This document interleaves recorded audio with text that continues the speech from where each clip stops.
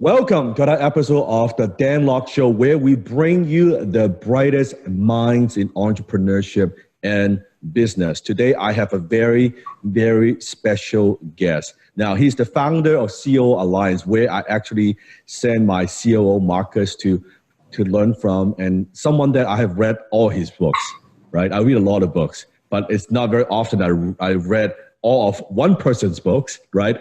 He's the author of Vivid Vision, Meeting Suck, which I totally agree, Double, and someone who's got tremendous experience working with entrepreneurs and businesses. Like I've heard some amazing, even endorsement from my circle. So super excited to bring you Cameron Herold. Cameron, welcome to the show. Hey, Dan. Thanks for having me. I appreciate it. I'm super excited. I want to talk about growth. What I want to focus on today is like the big strategies and also a lot of the tactics, right? Exactly step by step, what to do. Before we get into all of that, give us like a 5-minute Reader's Digest version. How did you get into what you do today? Wow. Well, I'm Canadian, like you are, and living really right across the city from each other. I was really groomed as an entrepreneur. I grew up in an entrepreneurial family with a father that was an entrepreneur. Both my grandfathers were entrepreneurs. And my parents groomed my brother and sister and I all to own our own companies, and we all own our own businesses today. So really, I've grown up in the entrepreneurial world. When I was in university, I got involved with a group called College Pro Painters, started running a painting business. At 21 years old, I had 12 full-time employees. I went on to become full-time in that organization, ended up hiring Kimball Musk 25 years ago, Elon's brother, and also Elon's cousin who built Solar City. They both worked for me back in 1993. By the time I was 28 years old, I had coached 120 entrepreneurs that were all running real businesses. Went on to co-found a auto body collision repair shop, which we built up and grew. It ended up going public. It's now called Boyd Auto Body in Canada. In the US, it's called Gerber Auto Collision. Then built out a private currency company, got involved with the Entrepreneurs Organization, met a guy who was starting a junk removal business, and I joined Brian, who was the founder of 1-800-GOT-JUNK. I came on as his second in command. We had 14 employees. And when I left 6.5 years later, we had 3,100 employees system-wide, and I had been the COO through all of that period. And I left there around 12 years ago. And 12 years ago, started coaching entrepreneurial companies all over North America. I've now done paid speaking events in 28 countries on 6 continents. I've coached a number of technology companies, high growth companies. I coached a monarchy in the Middle East that owns the country of Qatar. I coached the second in command at Sprint. And I've coached, name brand companies that we know today. So been doing that, started writing books. You mentioned 4 of my books. I actually have a 5th that yesterday on Amazon ranked the #1 book on Amazon in business entrepreneurship, The Miracle Morning for Entrepreneurs. So Hal Elrod and I co-authored that together 2.5 years ago. Yes. And then I started the COO Alliance just because there were a million places for entrepreneurs to go and learn, but there was nowhere for that second in command to really grow their skill set. So we started a group exclusively for the COO. Correct. I love it. And the new book is Free PR, right? And my audience, you guys can go to freeprbook.com, and we'll circle back to the book. Sure. I want to talk about, you've coached so many entrepreneurs. You've been always like an entrepreneur in your whole life, right? You've seen all kinds of businesses, all kinds of industries. Why do you think most entrepreneurs actually never grow to the full potential, right? Because businesses, as you know, the failure rate is so high. Why do most entrepreneurs fail, and also what's stopping them from growing to that, even the first like 10 million or the 30 million or 40 million? I think a lot of entrepreneurs don't stay focused because most entrepreneurs are very ADD and a little bit all over the place, which is good. Those are superpowers, but if we highly focus them, it's like light. If you disperse light, it can light up a room. If you focus it, it's like a laser and it'll cut through steel. Most entrepreneurs don't stay focused enough and don't stay at focus long enough. They get bored easily and they switch too quickly. It becomes a long time to get to the night before you become the overnight success story. We worked very, very hard to build the businesses that I grew, and people go, wow, they're all so successful. But we put in an awful lot of time and effort on that flywheel. So I think people give up too early and don't stay focused enough. And then I think the last part is they probably don't try to learn from other people as much as they could.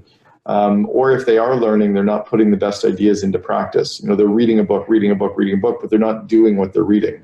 So you might as well not even bother reading the books. If you're not going to do what you're being taught, why bother reading it in the first place? And do you also think that maybe from my perspective, as an entrepreneur, the skill sets, the mindset that got us, like that, we're great entrepreneurs, we are very great at starting things, but we are not usually if you're great at starting things, chances are you're not very good at running things, right? Yeah. Or growing things or managing things, right? Yeah, many entrepreneurs are very good at quick starting, getting it started, but then they fail or struggle at delegating, hiring a team, and building a team of teams around them. And that's really the big hurdle to get over, is as soon as you can replicate yourself and have a team of people that are actually growing the company for you, that's when the company really goes forward. And it can often take a long time for them to get to that stage where they feel comfortable at hiring that next group and getting out of their own way. The other part is entrepreneurs are very good at being the radically self-reliant, that they can do it on their own, and that's both a blessing and a curse. Yes. So it's almost like the saying that what got you here won't get you there, right? That's correct. Yeah. So let's just hypothetically that you're coaching someone, right? Someone's doing well. Let's say they run, I don't know, a $10 million company, and they want to go to 100 million. What do they need to do in terms of like building the team? What are some of the steps? What do you recommend? Well, and let me back up for something, because you touched on something, which is that what got us here won't get us there. How old are you? I'm 37 right now. 37. So when you were 7 years old, you were still Dan Lok. Yes. When you were 17, you were Dan Lok. When you were 27, you were Dan Lok. At 37, you're Dan Lok. Yes. But you're a very different version of yourself. Correct. You wouldn't be as successful today if you were acting like a 7-year-old. Yes. You wouldn't be as successful today if you're still acting like a 17-year-old. Yes. And you've grown a lot since you were 27. It's the same as a company.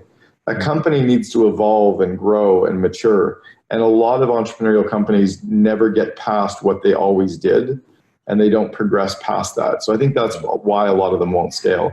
So if we're going to talk about how do you go from maybe 1 million to 100 million or 10 million to 100 million, first off, it's by leaning out into the future. And I call it by crafting a vivid vision of what your company looks like 3 years out. So it's leaning out and looking around and deciding, what do you want your company to be? How do you want it to look? How do you want it to act? Almost as if you are walking around your company 3 years from now, describing every aspect of it. And most entrepreneurs don't do that. They try to make what they have bigger instead of leaning out into the future and reverse engineering that. So I think that's the key thing for them to start with, is deciding what they want and then working backwards. You brought a very good point, because sometimes entrepreneurs, we're so focused on growth, and bigger isn't always better, right? We just want, hey, let's just grow more revenue, and we think revenue solves all problems. And myself including, what I noticed is, like, even in the last, like this quarter, I purposely slowed down a number of things to put more systems and structure in place. Even though we could grow faster, but I had to almost hold myself back as an entrepreneur and say, no, we need to grow nice and steady, right? This is a marathon, right? I have time. It's not a sprint. I could take some time to do that, right? There is that for sure. And then a second opportunity is you can still grow very, very quickly, but strategically you might do it differently. So it's by slowing down and thinking about what's the fastest way to go versus just doing what I have more of the same. Just because I have 8 salespeople now doesn't mean I should go to 16. I might be able to double the size of the company by going to 4 and by driving more on the digital marketing or PR side of things. Right. I might be able to grow by putting strategic alliances or business development agreements in place. Right. So it's sometimes by thinking and by masterminding and spending time with other smart people. Right. I call it ideas having sex. I'll be at the main TED conference in 2 weeks here in Vancouver for 5 days with some of the brightest minds from all over the world. Yes. And I'll take some of their ideas and mesh them with my ideas, and it'll spawn into something else. But it's by taking that time to get out of my business that I'll accelerate the growth of my business. Right. And you were saying about, so for entrepreneurs, that vivid vision, are we talking about, you're not talking about just, okay, here's how much revenue I want to make. We're talking about something much, much more than that, right? It's not just numbers. Like give us a good example. What does a vivid vision look like? Sure. So for anybody listening, it becomes a 5-page document. Okay. Describing every aspect of what your company looks like, acts like, and feels like 3 years from today. Okay. So you would lean out into the future and you would describe in 3 or 4 bullet points what the customers are saying about you. You'd write down 3 or 4 bullet points what the employees are saying about you. 3 or 4 points about what your suppliers are saying, what your banker is saying. Okay. You talk about your company culture. You talk about your meetings. You talk about your dashboards. Right. You'll describe sales and IT and operations and engineering and customer engagement. And you'll describe all of these areas as if they already exist. And you don't worry about how it happens. You just describe it in a finished state, very similar to if we were building a house. Describe what the house looks like, not how we built it. We can describe what it looks like. A contractor can create the plans to make our vision come true. Right. We sign off on the plans, and then workers who never talk to us can make the plans come true, which executes the vision of our house. But the vivid vision is enough detailed description that other people can put the plans in place to make it come true. I love it. And myself, I very much believe in the law of clarity, right? And about, I think most people, they don't act or they don't get what they want. It's because they don't know what they want. And the law of attraction, like if you... Law of attraction, 100%. If you really focus on what it looks like, but you don't share it with other people, they can't help you. Yeah. But all of your, and most entrepreneurs have it in their mind, but they don't share it with their employees. Yes. Well, then their employees are guessing. But if you can take it out of your mind and write it down in a way like a 4 or 5 page description. So I cover it in pretty good detail in my book, The Miracle Morning for Entrepreneurs, which is an amazing book for anyone listening to actually read. We're not here to talk about that book, but The Miracle Morning for Entrepreneurs talks about how to craft a vivid vision and how to actually execute and build off that vivid vision as well. I love it. And once we have that vivid vision and we communicate to our team, I think another challenge that I see, and including myself, right? That the first few phases of my business, we're focusing on sales and marketing, bringing customers, selling and doing all of that. But then transitions into, before, when I heard the word like culture, I thought it's some somewhat of an abstract concept. I don't know what the hell you're talking about, like culture. I don't understand that, right? Now I truly myself really believe like culture is everything. Culture is what makes a company grow, how you attract people. So how can we create a strong culture? That's the first question. And how do we attract the right members to turn our vision into reality? Yeah, it's a great question. So it starts with deciding what you want your company culture to be. So almost like if you were describing your dinner party, what would the dinner party be like? Okay. Would it be fun? Would it be silly? Would we play games? Would there be music? Would there be drinking? Are there lots of people, a few people? Are there smart people, eclectic people? You describe what it feels like, and then you can figure out how to make that happen. Most companies never decide what their culture will be, so it just ends up being kind of beige. It's very boring. It's just very plain. Yes. But if you really want to build a great company and you decide about that culture, then you can figure out how to make it happen. And here's a great example of this. On a very large company scale, what company do you think of as being the best company to work for? Google or Microsoft? I would say Google. Right. No one ever says Microsoft. Yeah. Now, both of them have billions of dollars in cash. Right. Both of them are on the left side of the United States. Both are in the computer engineering space. Both hire the same kinds of people. Yeah. Both arguably are very, very similar companies. Right. And yet Google decided to focus on culture. Microsoft never had the discussion. So deciding what you want your culture to be and then driving towards that is what really takes a company. Jim Collins talked about from good to great. I think culture is what takes you from great to exceptional. I love it. I love it. And then in terms of attracting talents, would you say that once you're clear about the culture, then the right people would be like, hey, you know what? This is the right place for me. Exactly. When you're clear about your company culture, you're clear about your core values, you're clear about your vivid vision, the right employees will say, hell yeah, that sounds amazing. And the wrong employees will say, oh, that sounds terrible. I don't want to work there. That's right. That's perfect. Right. That's what we're looking for. That's right. And even within my team, we have the reputation. People know when they may join, like my organization, like we are not the typical 9 to 5 clock in, clock out kind of organization. That's not what we do, right? Yeah, it's like a restaurant. When you think about a restaurant, yes, it is.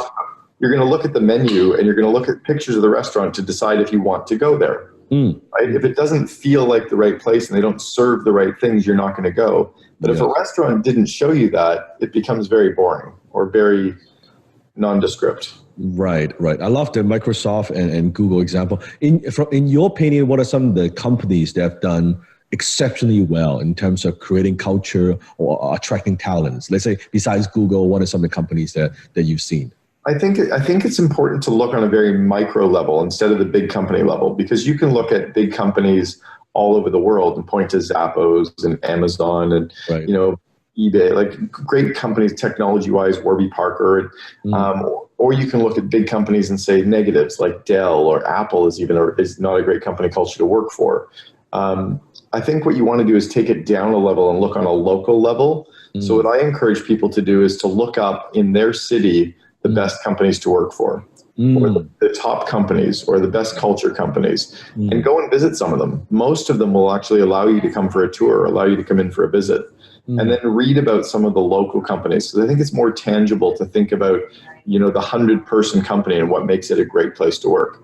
And it's often communication, wide open workspaces, not having any assholes working there, firing the negative people and attracting more of the good people.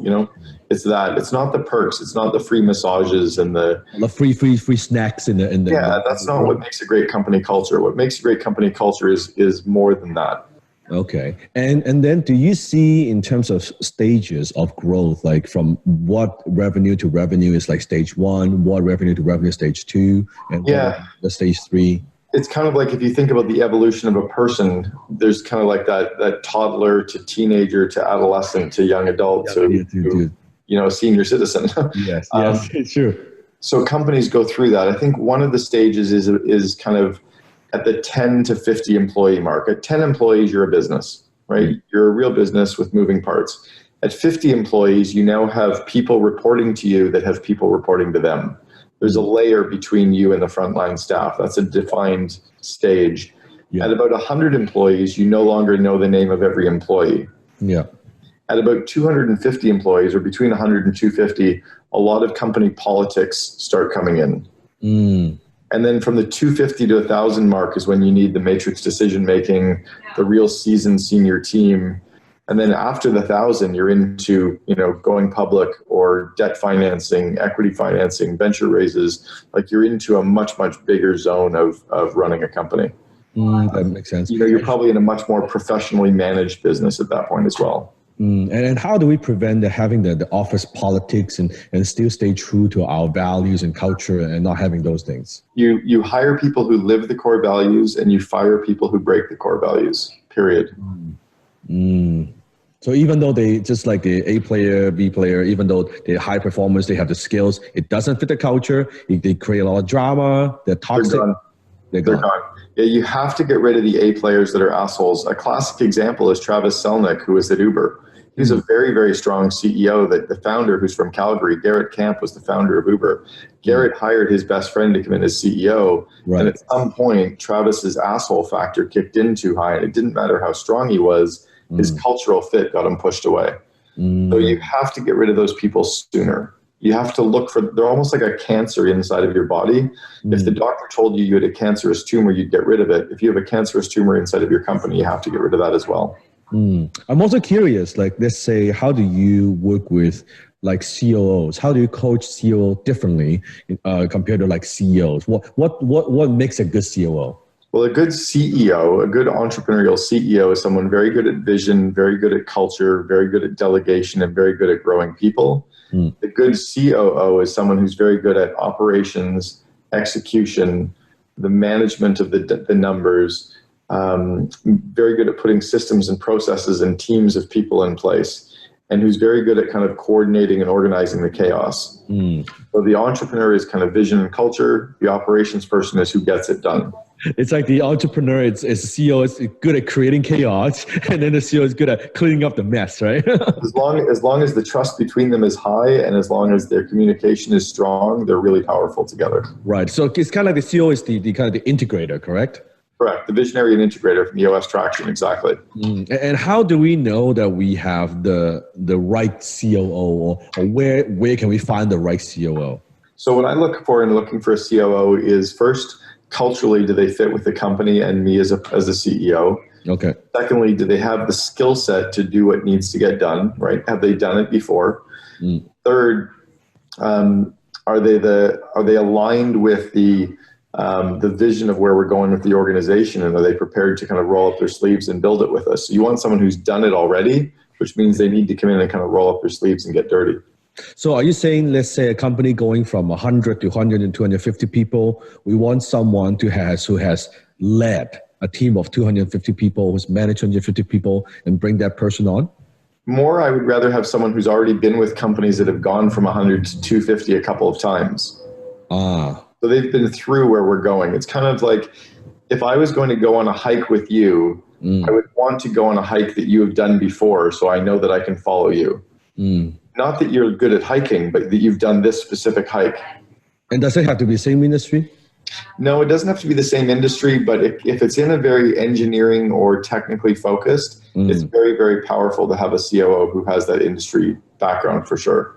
If it's an industry that's not so specialized, like when I built 1-800-GOT-JUNK, it had nothing to do with junk removal. I mean, we pick stuff up, we put it in a truck, we take it out of the truck, we're done.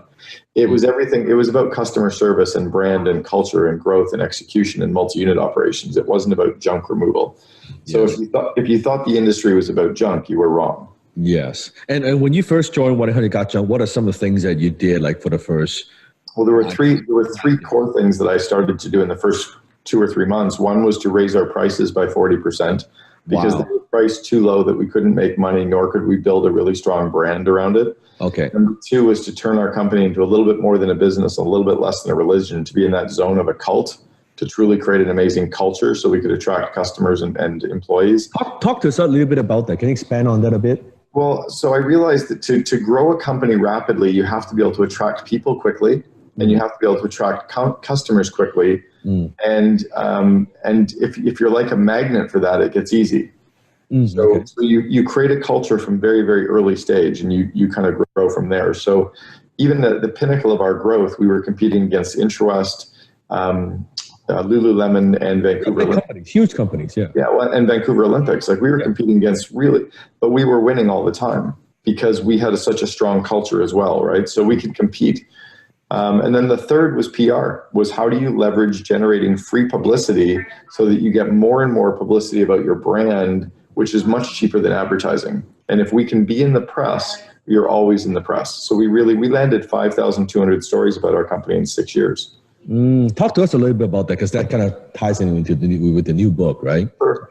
For entrepreneurs, like why PR is important, but also how do we get PR? Because I think not everyone is comfortable. Let's say, Brian is very, very good at being like in front of camera or talk to the media, but not every entrepreneur is comfortable with that. What advice would you have for them? Well, one of them is to realize that the media needs your story. Yes. The only way the media makes money is by selling advertising. Yes. And to sell advertising, they need good stories. So if you have a good story, they want to cover you because it will help them sell more advertising later. Right. So you're actually helping them out. And the second part is every journalist every day needs a new story idea. They don't have time to go find them all. So you're actually helping them out by giving them the idea. Yes. And I also noticed once you've worked with a few reporters, journalists, they get comfortable with you. It's very easy to get more exposure because they kind of know, okay, you know how we work, right? Yeah. You know what we want.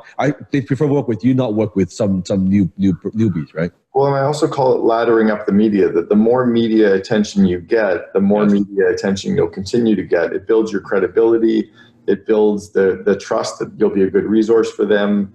And yeah, it's just, and all of that also drives back, I call it the digital trifecta. In fact, my co-author at Free PR, Adrian, talked about the digital trifecta, which is where you marry up paid advertising with owned advertising with earned marketing. So you have your earned marketing is the press that you generate, right? Your PR. Okay. Your owned marketing is your website and your social media platform. So you can share all the PR you get. You can share it on your social platforms. Got it. You put it on your PR site, the page of your website. Got it. You can share it with your email list. You can hand it to your salespeople. Got it. And then the paid advertising is when you can actually drive ads to it and drive traffic to it and leverage it with your sales and marketing so that people can see more of it.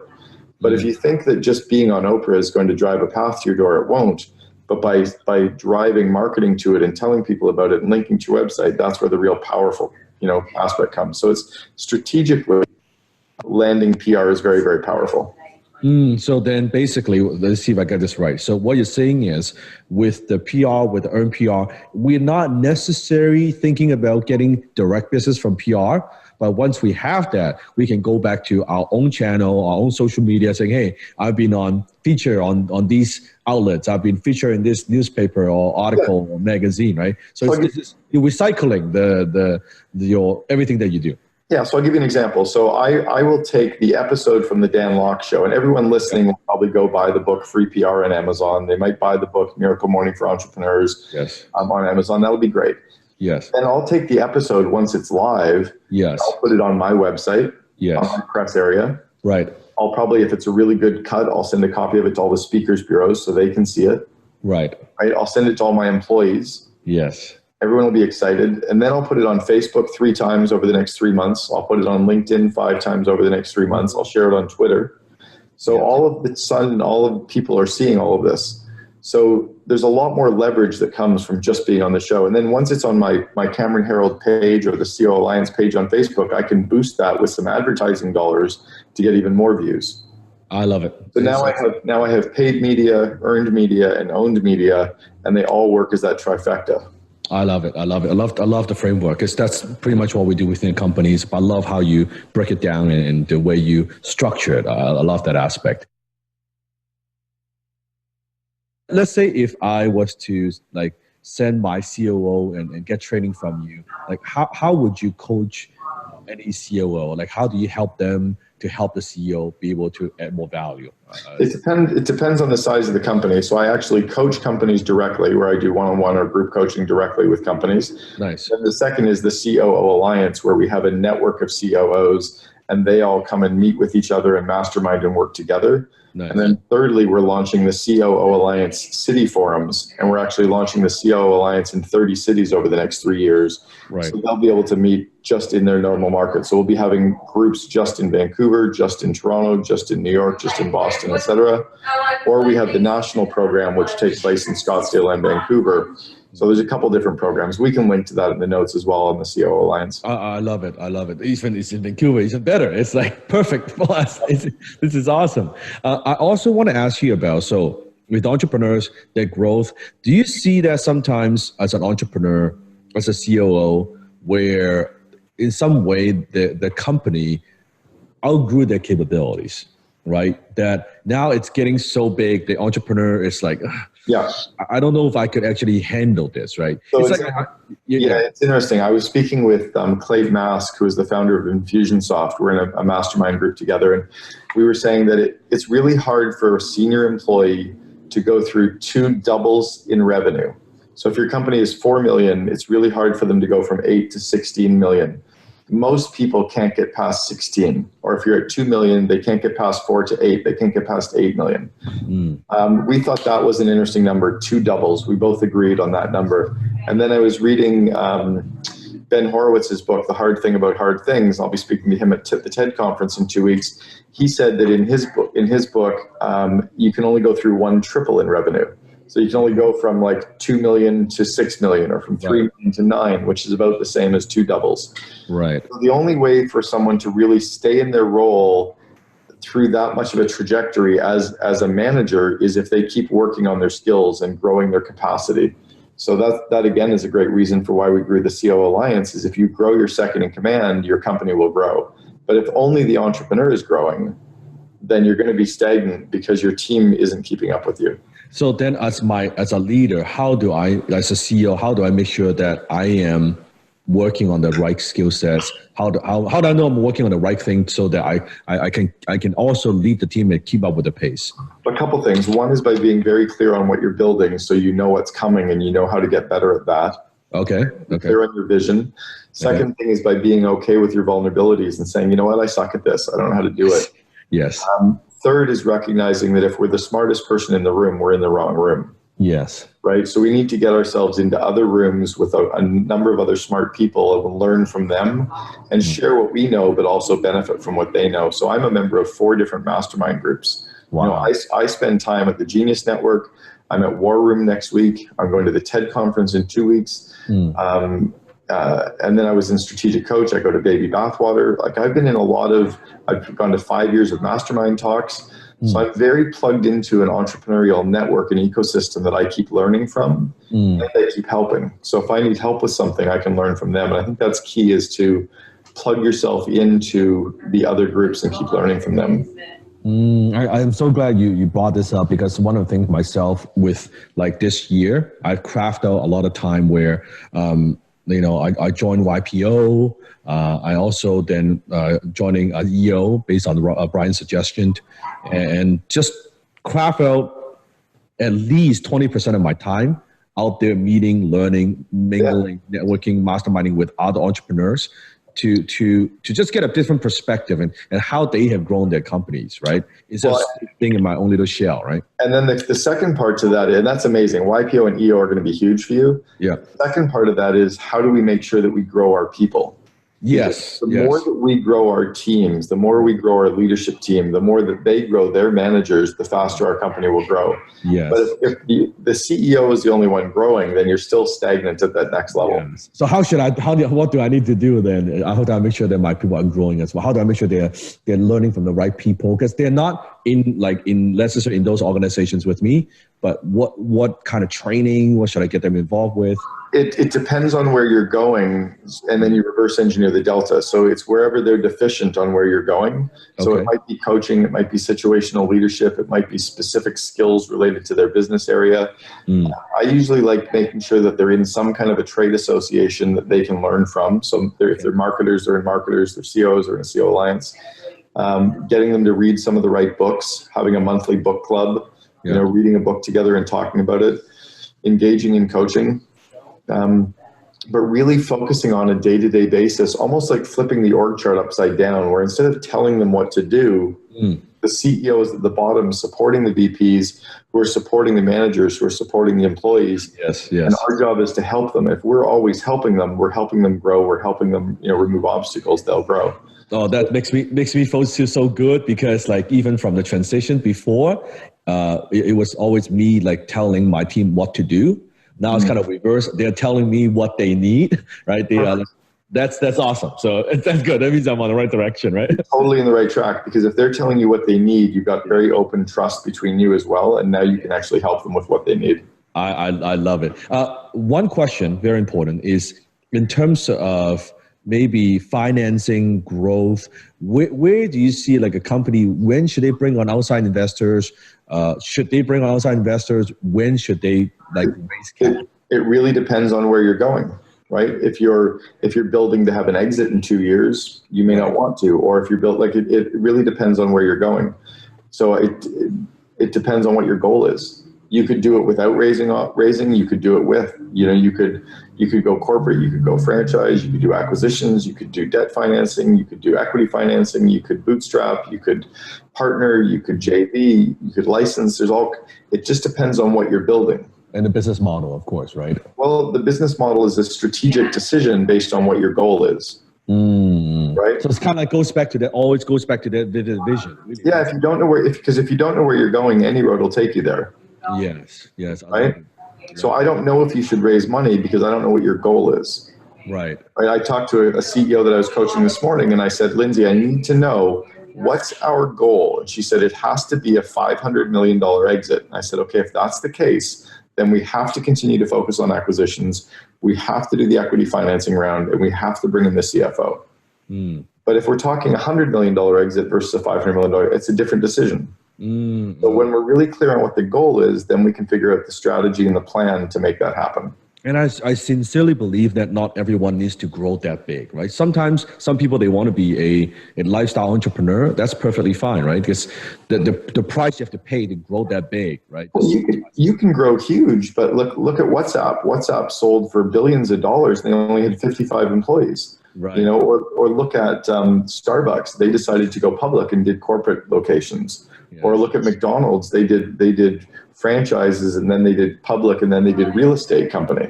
Yeah. Well, McDonald's. actually, talk to us about Starbucks, because I know you know it very well. I know it very well, because I was being mentored by the second in command at Starbucks for about 2 years. That's right. Talk to us about what's some of the most important things you've learned. I love this.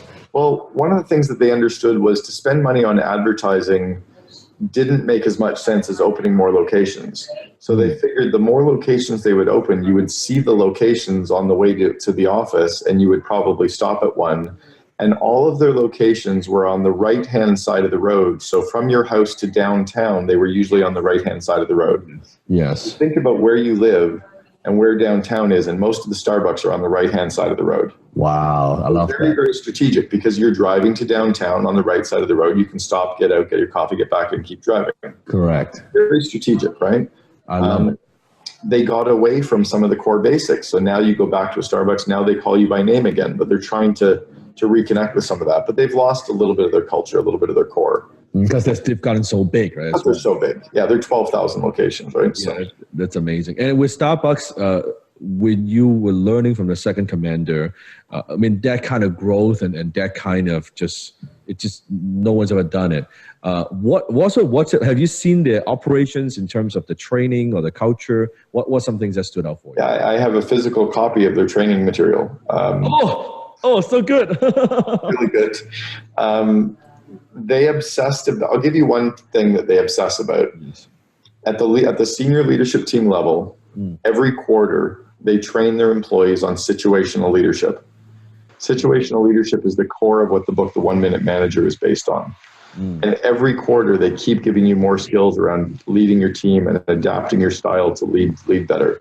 So they're always training their managers on being better leaders, better leaders, better leaders. Every quarter. Every quarter. Wow. They obsess about that. They're very, very specific on focusing on the growth of people. Wow, that's amazing. I've got so many ideas and I'm thinking even one. I love it. So for our audience, Cameron, if you want to find out more about your work, COO Alliance, also find out more about your new book, right? Free PR. What's the best way to do that? Well, they can get all the free tools from freeprbook.com, or they can get copies of any of my books on Amazon. They're also available on Audible. And then if they go to COOalliance.com, also my podcast, if they want to listen to the Second in Command podcast, we only interview the second in commands. Everyone else interviews the entrepreneur. I interview the COOs. I love it. And also from a marketing perspective, that's a great blue ocean. That it's the niche. Like, you're providing a very much needed service. And I love how anyone who needs a strong COO is also, they've grown to a certain size, right? That's your perfect audience. Yeah, we have the minimum criteria now for membership in the COO Alliance is you have to do at least $8 million in revenue to become a member now. I love that. That's perfect. Awesome. Thank you so much, Cameron. I'd love to connect with you in person. I know you're in Vancouver, and if you can send me some more information, I can send it to my CEO and just get more coaching from you. I would love to. Maybe we can get out and play a game of golf together as well. And awesome. Thank you so much. Appreciate it. Yeah, take care. Bye-bye. Thank you. You've already built a thriving business, but the question is, how do you scale fast without burning out? How do you transition out of the day-to-day operations so you can make more profits and have more time and freedom? The answer is not some magical software that makes your life easier, and it's not hoping you could outsource all these problems to some agencies. If you want to know the secrets of how the top 0.1% entrepreneurs create high-performing and self-managed teams, join us for our upcoming Smart Challenge. Click the link below to secure your seat today.